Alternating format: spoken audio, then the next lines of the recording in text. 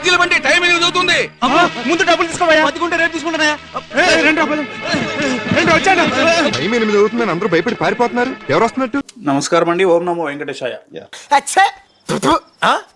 మీరా? ఎవరో అనుకుని భయపడ్డాను సార్. అంటే నేనంటే భయపడవా? అంటే నాగ చైతన్య సమంత విడిపోయారు అన్న ఒక్క సెన్స్ ని బలంగా జనాల్లోకి తీసుకెళ్ళాడు. బతుకు తెరువు కోసం సార్. జగన్మోహన్ రెడ్డి గెలుస్తాడు అనగానే జనాలు ఏమనుకుంటారు? నేనైతే జడ్జిలాగా అందరి వైపు చెప్తాను.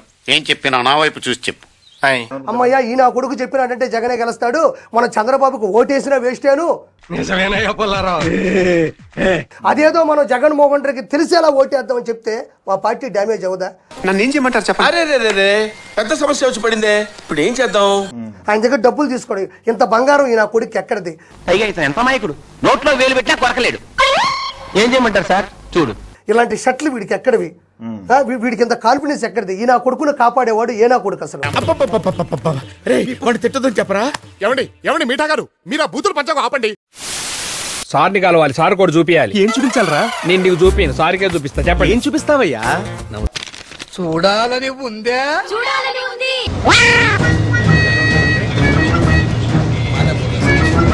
అంతా అస్సాం.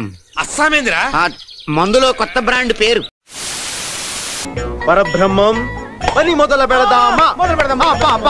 ఇవాళ కావ్యమారం జాతకంలో కొద్దిగా యోగం ఉంది. ఆమె జాతకంలో ప్రజెంట్ మంచి యోగం ఉంది కాబట్టి ఇప్పుడు ఆమెది అప్పరాండ్ అయింది. మనకు కావాల్సింది అది. ఆహా, అలాగనమాట. అంత బాగుందా? అటు చూడు. ఫైనల్లో కోల్కతా నైట్ రైడర్స్ చేతిలో ఓటమి పాలైన కప్పును చేజార్చుకుంది.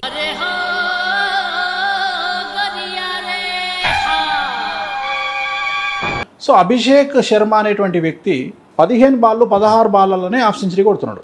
అతను ఆపే శక్తి ఏమని కనుందా? కట్ చేస్తే మన టంగేం టంగు, ఐరన్ టంగు, నోట్లోంచి ఒక్క మాట వచ్చిందంటే సర్వనాశనమే కదా. అటు చూడు. బట్ రాజకీయంగా రేవంత్ రెడ్డి గారికి అయితే యోగం లేదు. రేవంత్ రెడ్డి గారి జాతకంలోనైతే పెద్ద యోగాలేం కనిపించడం లేదు. అంటే నేను అనేది ముఖ్యమంత్రి యోగం చూసారా? ఇది ముఖ్యమంత్రి గీత బావా, నెక్స్ట్ సీఎం మీరే. కట్ చేస్తే యనమల రేవంత్ రెడ్డి అనే నేను తెలంగాణ రాష్ట్ర ముఖ్యమంత్రిగా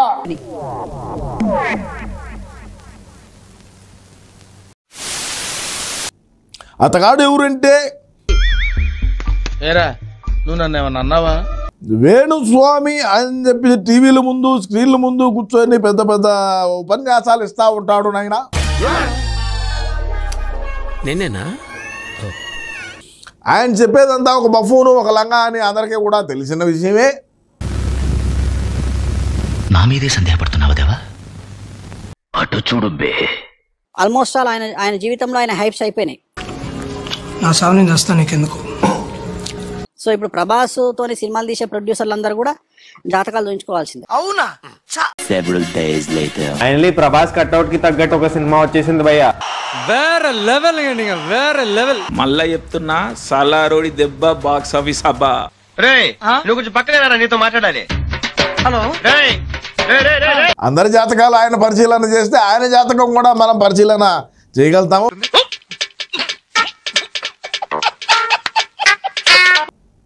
రావు కేతులు ఈయన మాట అసలే ఈనేట్టుగా లేరు.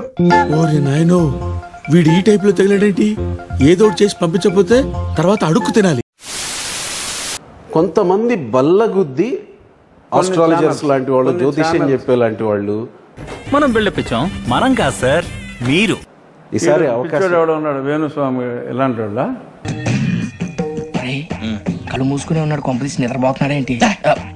ధ్యానం.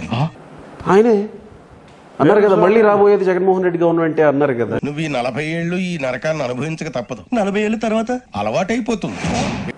నేను ఖచ్చితంగా ఓడిపోతానని కూడా అవును కదా చెప్పాడు. నీచులు ఎప్పుడు నీచంగానే మాట్లాడతారు రావు గారు, మీకు తెలియదే ఉంది. కేసీఆర్ గారు ఆయన తుగ్గా ఓడిపోయాడు. ఎందుకు సార్ పాతగాయని మళ్ళీ రేపుతారు? అదే నిన్నే అయింది కదా ఐపీఎల్ ఫైనల్. నాకు బ్యాడ్ టైం స్టార్ట్ అయిపోయింది, నాకు అర్థమవుతుంది.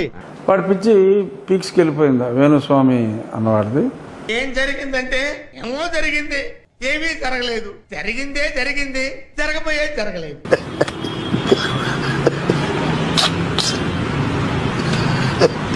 కొట్టు.